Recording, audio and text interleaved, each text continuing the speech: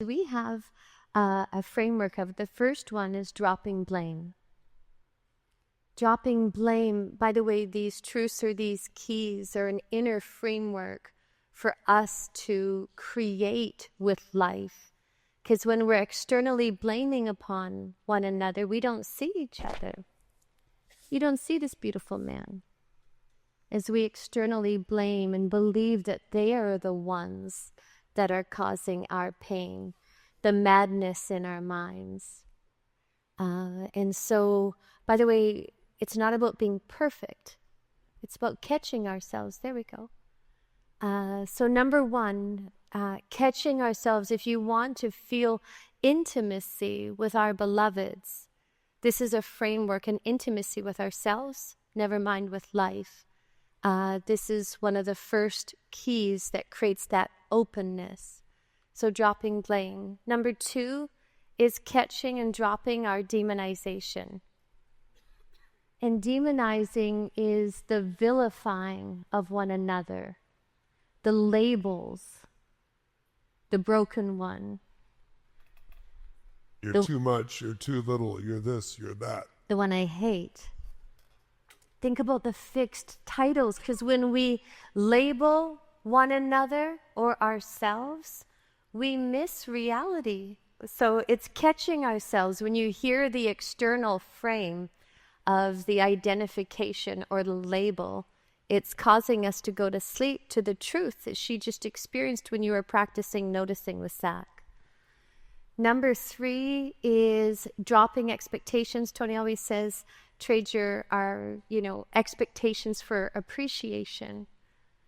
Innocently, we get in relationship, and just like this lovely girl here with her mama, and we expect that people or our partners or our parents or our children, that they're supposed to do this thing for us. It's absurd. That they're supposed to save me. They're supposed to love me. They're supposed to free me. It's crazy, all these unconscious that's my job. That's your job. That's the gift of this program, that this man has poured his everything, Tony Robbins, to literally giving you the strategies and the understandings of the how to free ourselves from what disconnects us from reality and life itself, never mind our loved ones. I'm thank you. I'm being quick right now because it is. You guys are such gamers. It's 2 a.m, Tony Robbins. Okay. Number 4 is taking responsibility and recognizing that we're not victims, and recognizing that our actions, that our words, that our awareness, our attention, that it matters, and it literally affects our experience of life, our experience of how we see one another, our experience of how we parent. How many of you are disconnected from a family member? I'm just curious. Raise your hand. It's astonishing. Somehow in life, in this world, in this society, we've made it okay to cancel human beings for being human.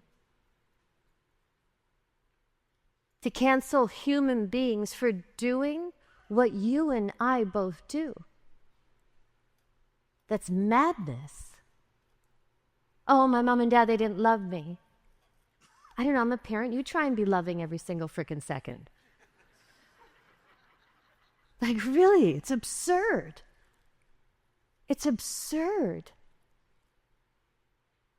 how we demonize and vilify and blame other human beings for being exactly what we are. So taking responsibility looks like saying, I'm not a victim, and I have the capacity to catch myself, and it isn't you, you're the gift. Our partners are a gift to be able to share this human experience and love with. Number 5 catching ourselves and recognizing that to choose openness over righteousness and over rightness. It's beautiful to come home to a sanity, a clarity of mind, because when we do, we come home to our heart. You so beautifully demonstrate it. And by the way, it's in this moment. We can all fall asleep in the nightmare. We're all being dreamed. And so you so beautifully, it's like, how do you do it? You start to notice. You start to notice. Number 6, really recognizing that love, our parents, our beloveds, everybody's a mirror. And what you're feeling, when you're feeling triggered, you're feeling pissed, you're feeling upset, and you believe it's them, it's happening inside of you. We're all reflecting one another.